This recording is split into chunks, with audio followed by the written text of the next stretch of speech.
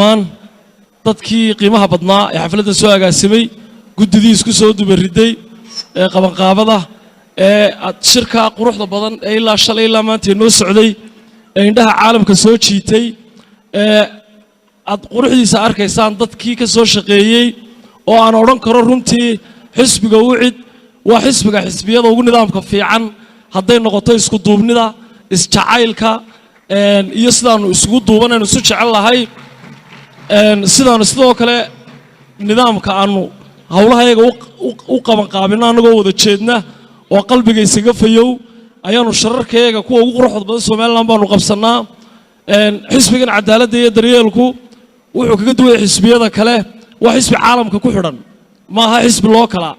imka halkan waxa fadhiya Christian Khara oo ka yimid Latin America magaalada San Diego la yiraahdo Chile haddii aanu jirin barnaamij xanuunadan imka adduunyada kala xidhay safka hore wada cadaan iyo madow fadhiila waayo xisbigan wuxuu ka mid yahay xisbiyada caalamka ee waaweyn imka ninkaas xisbigii uu ka socday intuu inagu soo maqnaa xisbigiisa dalkiiba qabsaday waa ruling party maanta xisbigiisu anigoo Cabdiqari ahaan waxa sharafiya 20 sano uu xisbiga u jiray inaan ka bilaabay codkaygii ugu horeeyay aan bixiyo anigoo caruur xisbigan aan u codeeyay 20 sanana siyaasadda xisbigan ay la jirtay waxa ii sharafa maanta 10 sano ugu dambeeyay inaan ahaa xogeeyaha xilka gobolada halkan waxa fadhiya ergooyinkii ka yimid gobolada oo ay ugu horeeyaan gudoomiyaasha 6 gobol aadan gobolka saaxil gudoomiye maxamed aflaar halkan ka hadlay sool sanaag jaamac ay hor fadhiya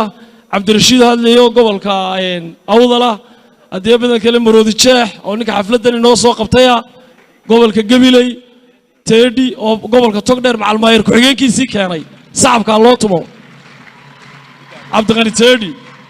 xisbiga cadaaladda iyo daryeelka UCID waxaanu nahay one family one heart one blood Somaliland haddaanu qabsan lahayn cagaar baanu ka dhigi lahayn sida koofiyadaas ay cagaarka u tahay insha Allah taala waanu qabsan doonaa waxba sii deemayna naga tag waxaan doonayaa inaan halkan ka sheego dhammaan horta waxaan u mahadnaqayaa ka soo qaybgalayaashii shirka ergooyinkii marti sharaftii sidoo kale waxaan halkan aan uga gudbinayaa fariin dhammaan taageerayaasha xisbiga UCID ee iga daawanaya maanta daafaha caalamka xisbigiinu dib u curtay xisbiga UCID dib u curasho Somaliland guul Somaliland ay israacdo xisbiga UCID ha guulaysto gudoomiye waxa ku hareer fadhiya gudoomiye ku xigeenkii labaad ee baarlamaanka